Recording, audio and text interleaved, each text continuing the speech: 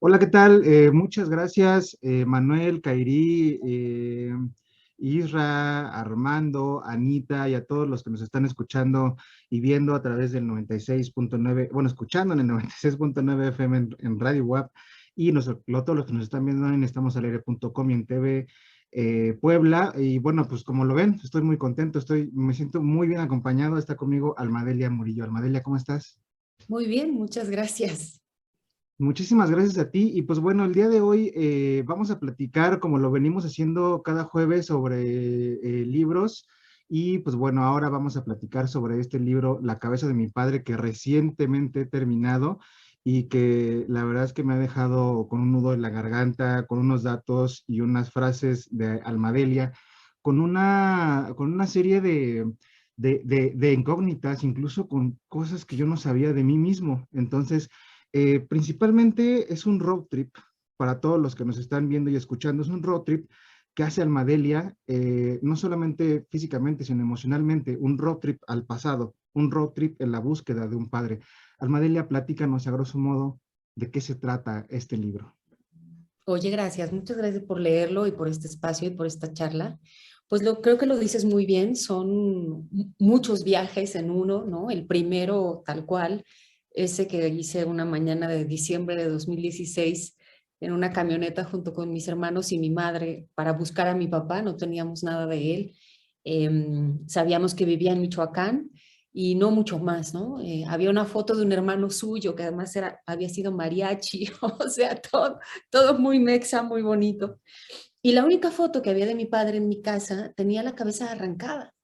Por eso un poco la propuesta de la portada de la novela, que bueno, a mí me gustó mucho lo que propuso la diseñadora, pues es esta foto vieja, sin cabeza, y de ahí viene también un poco el título, ¿no? Entonces es ese viaje con toda la carga simbólica y es mi viaje interior, en efecto, que también a mí me sorprendió porque cuando yo me senté a escribir esto no sabía, la verdad no sabía bien cómo lo iba a escribir, no hice una estrategia narrativa, no me senté con una pila de libros, simplemente me senté y dije, bueno, vamos a ver qué sale.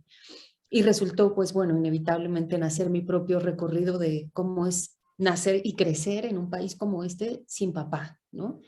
Y el tercer viaje es este viaje que me ha ido conectando con que somos legión y somos muchísimos mexicanos, mexicanas, eh, que crecimos así, ¿no? Por eso digo al principio, muy pronto en la novela, porque era inevitable referirse a ello, me atrevo a decir que en este país todos somos hijos de Pedro Páramo.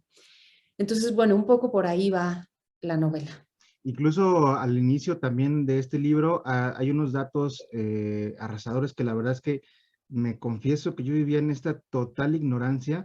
12 millones de hogares sin padres, 26 millones de hijos sin un padre, y recientemente haciendo memoria yo mismo con mis amigas, con mis amigos, con mis amigues, ¿no? Muchos de ellos no tienen padre y, ¿sabes? O sea, no es algo anormal, es totalmente común y eso permea la sociedad. ¿Tú cómo percibes esta sociedad? No, es que no sé si llamarla que estamos enfermos, porque no sé si lo estamos, si no estamos. ¿Tú cómo sientes esta parte, Almadelia? Pues mira, es, a ver, mi intención de entrada era Antonio, ¿verdad? Sí, Sí, Antonio. sí, sí. Mi intención, Antonio, era justo sacar este tema así monolítico, pesadísimo, de la estadística, porque eso que tendemos a hacer como sociedad, ¿no? Porque bueno, pues así funciona este mundo y no hay mucho que hacer, es hablar de números, de estadísticas, de datos, ¿no? Y quienes escribimos o pretendemos escribir literatura, como es mi caso, pues nos interesa siempre más bien ir a contar una historia, ¿no? Yo sí sabía, quizá porque tuve toda mi vida puesta esta lente, o sea, es como cuando te compras un coche verde y de pronto ves coches verdes por todos lados que antes no veías, ¿no? Cuando no tienes padre hay este punto de vista. Yo crecí con el punto de vista de no tener un papá y doy los datos más conservadores en la novela. Digo, 26 millones somos un ejército de Juanas Preciado y Juanes Preciado, ¿no? Refiriéndome otra vez a Pedro Páramo. Pero hay datos incluso que dicen que el 40% de los hogares mexicanos no hay papá. O sea, el padre está ausente y no porque murió, sino porque se desentendió, se fue. Ahora, una tercera capa que ya me tiene alucinando es esta semana que he estado en la charla, en las entrevistas. Hoy es el quinto día, he hablado como con, no sé, 30 personas. No salgo del asombro. Te diré que el 95% me han dicho, yo como tú, mi papá se fue. Oye, yo también, tu historia se parece a la mía, mi padre era alcohólico. En mi casa también le habían arrancado la cabeza a la foto de mi papá o de mi Ok. abuelo. Entonces estoy así como, uff, posiblemente somos incluso más de los que lo suponemos, ¿no? Y, y vivir de esta manera tiene un, insisto, ¿no? Un sesgo, un punto de vista. Y ser una hija en lugar de un hijo, varón, una hija que crece sin padre, también tiene un matiz bien distinto. Y pues yo me quise aventurar a contarlo. Claro, también este libro me gusta que tiene tantas aristas, ¿no? Independientemente también de esta parte que ya nos estás platicando ahorita, también es un libro sumamente feminista porque habla de estas mujeres heroínas en tu familia. Estás hablando de tu mamá, de tu hermana, de tu abuela incluso, ¿no? Platícanos, ¿no? Por encimita, si quieres, para no dar spoilers a todos los que se les antoje el libro, porque ya me han llegado varios comentarios que siempre que platicamos de libros en esta sección se les antojan un montón. Entonces, platícanos sobre estas mujeres que están en esta historia, que al final son tus mujeres, ¿no? Las mujeres de Almadelia Morillo. Pues sí, bueno, mira, no es la intención, ¿no? O sea, yo no quería escribir una novela feminista, ni un relato feminista, ni mucho menos, pero ¿cómo no iba a suceder que siendo mujer en este país, digamos, en la circunstancia en la que yo nací y crecí, no se viera toda la historia atravesada por, a ver, les queremos contar, ¿no? Que ser mujer implica esto, que hay milloncísimos de madres mexicanas que han hecho el rol que hizo la mía, ¿eh? O sea, estoy segura que en ese sentido va o estará resonando con mucha gente diciendo mi madre, como la de Alma. Mi mamá decía soy mapá, ¿no? Y lo digo en la novela. Cubriendo ese rol y el otro, y siendo la proveedora, y siendo el padre, y siendo la madre al mismo tiempo, en un contexto muy duro además, ¿no? Eh, y bueno, en la novela está pues otro personaje importante que es mi abuela, la partera, Doña Paz, que Me metía la encanta, mano en la además. tripa de las Sí, mujeres. sí, me encanta. Tremenda, tremendísima mi abuela. Yo creo que ella es el etos de mi familia, ese carácter. Y mi hermana, ¿no? Hubo un accidente fundamental en la historia de mi familia que partió la historia y que en gran medida tuvo que ver con que mi padre se fuera.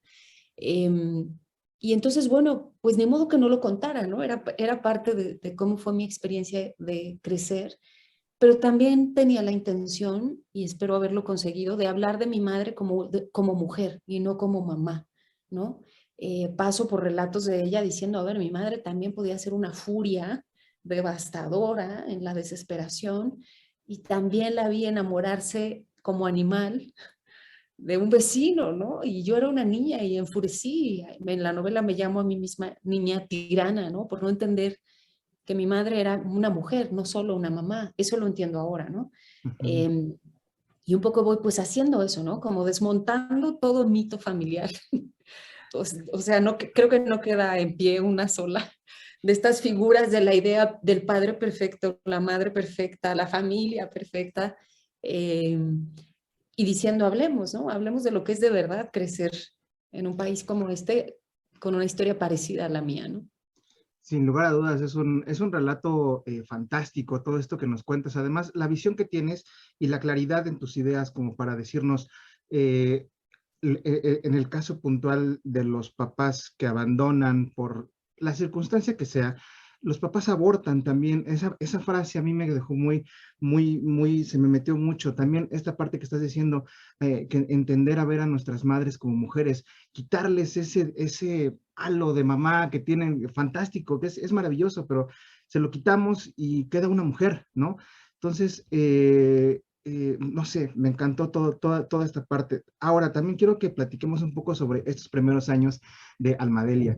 Me pareció algo fundamental también para que este libro existiera, para que naciera este libro. Los primeros años, cuando tú robabas libros, yo creo que todos los fanáticos de los libros hemos robado libros en algún momento, por necesidad. Realmente un lector va a robar por necesidad, por esta hambre que tiene, Platícanos un poquito también sobre esta parte pues, la Almadelia Murillo, que pasó de ser godínez a escritora. Bueno, pues, solo dos cosas. Ese capítulo del que hablaste antes, Ujú. en esta elaboración que acabas de hacer, se llama Hombres que abortan. Y yo quería ponerle esas palabras, diciendo, mi padre abortó de facto, como millones de padres abortan, padres, los hombres, a sus hijos, y nadie les dice nada, ¿no? Y en cambio nosotras hay que salir, marchar, pelear por ganar un derecho. En fin, bueno, eso está contado ahí. Y lo de mi madre, me he quedado pensando en una cosa y es que lo relato en la novela. Yo me fui de mi casa con 19 años, estaba bien morrita, ¿no? Yo creo que por eso me fui, porque no tenía ni idea de lo difícil que iba a ser, ¿no? Y mi madre me regaló la libertad de irme. Me dijo, bueno, pues si te quieres ir, te vas a ir. Solo dime cuál día para yo no estar, porque no lo quiero ver. Y cuando lo elaboro ahora digo, claro, me estaba regalando su ausencia para que yo no dudara, ¿no? Para no verla llorando en una esquina y decir, chin, mejor no me voy. Y entonces pienso, ¿por qué no he de devolverle yo el regalo de la libertad? De que ella sea una mujer y no solo una mamá, ¿no? O sea, en fin, son estas cosas como redondas que te van pasando al construir tu novela familiar, que todos la tenemos. Sí robaba libros. Oigan, pues porque no Por dos. tenían eso, porque pasamos hambre. Yo pasé muchas temporadas en mi infancia, sobre todo, muy duras. Éramos 8 hermanos, crecimos en una pobreza devastadora, no teníamos casa, nos dejaban vivir de veras, ¿eh? Vecinos en un cuarto, en otro. Pero a mí me gustaba leer y a mis hermanos. Y entonces, como ellos leían libros que luego abandonaban, yo los pepenaba, los leía, esto ya lo he contado, soy una Te lectora entiendo perfecto. carroñera. Pero luego ya me fui haciendo adolescente y estaba estudiando en la Boca 5 en la Ciudadela.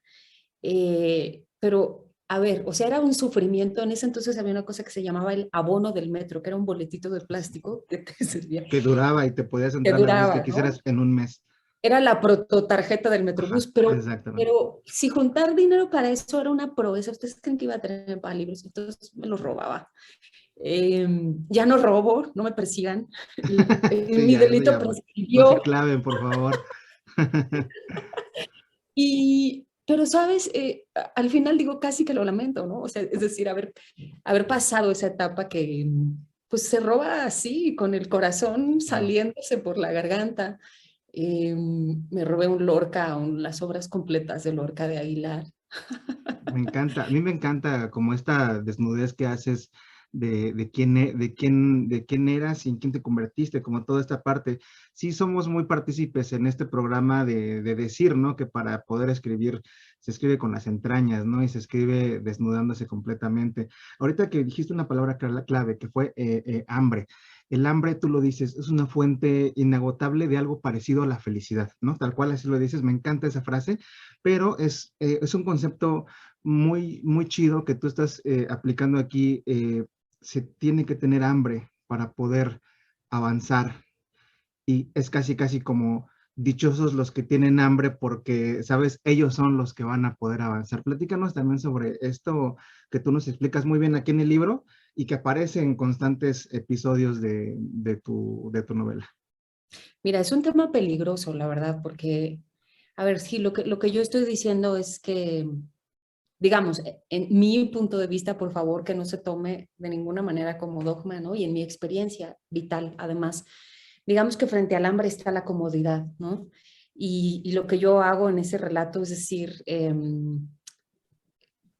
felices los hambrientos, porque pues cuando creces como yo, medio en situaciones límite y como mis hermanos, te atreves, ¿no?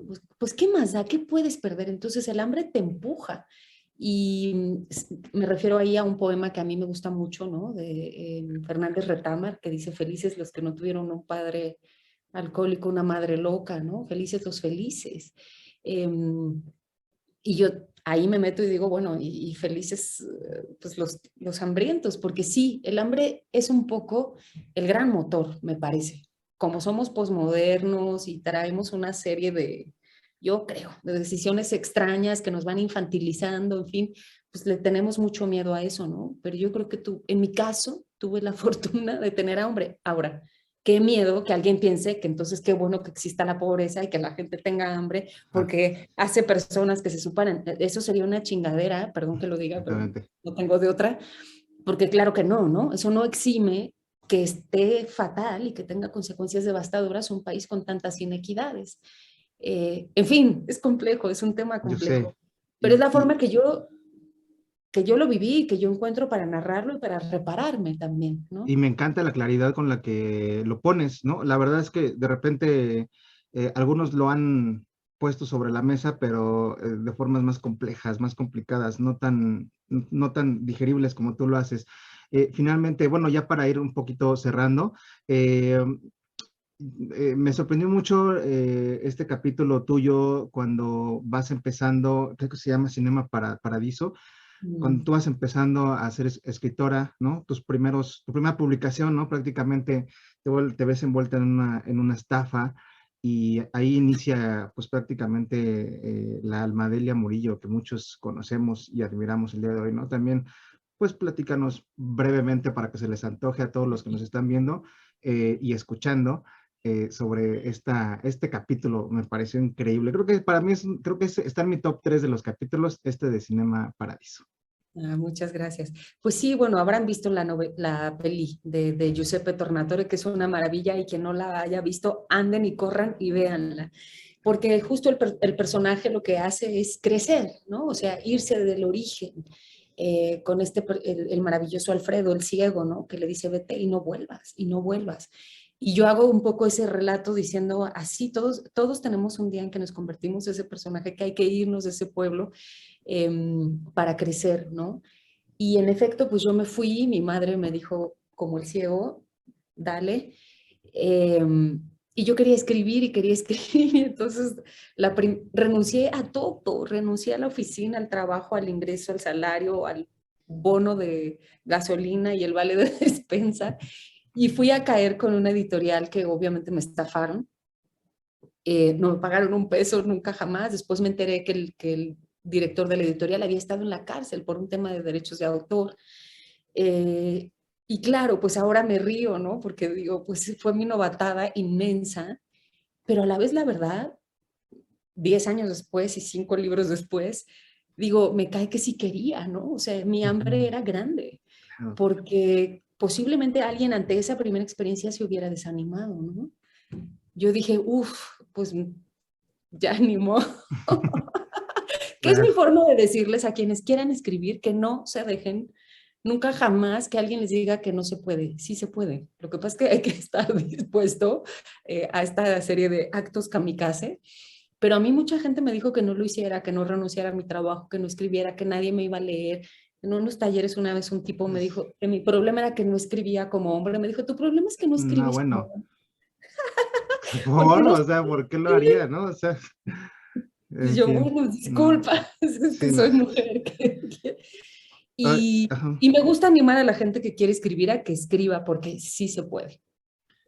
Padrísimo, padrísimo. Oye, y ya, bueno, finalmente, aquí tenía una anotación que ya por baboso ya la quité, pero bueno, recuerdo que era en torno a, para todos los que les gusta Juan Gabriel, pues bueno, aquí también ahí es un libro también que de repente puedes escuchar música leyendo y Juan Gabriel es parte del soundtrack de este libro.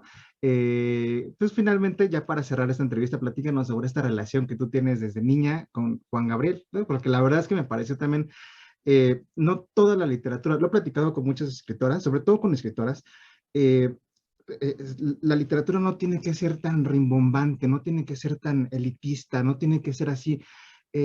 También se puede hablar de una historia interesante, bien escrita y en el mismo sentido hablar de Juan Gabriel, ¿no? Me parece increíble cómo haces esta fusión. Platícanos sobre esta Gracias. relación finalmente ya Ay, para qué cerrar. bueno que nadie me había preguntado. Gracias. Ya yo decía, bueno, a ver, toda la novela está atravesada por un soundtrack que de hecho existe, está en mi Spotify, se llama La cabeza de mi padre, que va de Juan Gabriel a Leonard Cohen, pasando por Johnny Cash, la Sonora Dinamita, Mozart. Pero bueno, Juan Gabriel es clave en mi infancia y seguramente en la de un montón de mexicanos, porque bueno, pues escuchábamos la obra de Juan Gabriel, porque Juan Gabriel se había quedado huérfano de padre, eran un montón de hermanos, y nosotros sentíamos que eso nos, no sé, nos hermanaba, ¿no? Y no éramos los únicos en el mundo. Entonces, tengo un capítulo que se llama Y, y muy tarde comprendí. Muy tarde comprendí. Sí, me encanta, me Entonces, encantó. porque además mis hermanas y yo nos hablábamos en clave Juan Gabriel y nos cantábamos pedazos de canciones. Y bueno, la novela también con todo y su dureza, porque es dura y pasa por momentos tremendos de explorar situaciones muy, muy dolorosas, tiene su alegría, ¿no? Como es la alegría de vivir y de crecer en este país. Sí, Juanga, my love. Eso. Listo, pues bueno, ella fue Almadelia Murillo, que ahora nos está presentando esta nueva novela titulada La cabeza de mi padre. Almadelia, muchas gracias por el tiempo, muchas gracias por el espacio, por tus palabras y por esta nueva novela. No, muchísimas gracias a ti por leerla, por recomendarla y ojalá que se animen a leerla, sobre todo porque yo quisiera seguir encontrando que somos legión, que no soy la única. Totalmente. Pues bueno, nosotros nos vamos a quedar aquí. La verdad es que se me fue rapidísimo esta charla. Bueno, en fin, nos vemos y nos escuchamos el próximo jueves. Yo me quedo con Armadelia y nos vemos para la otra. Hasta pronto.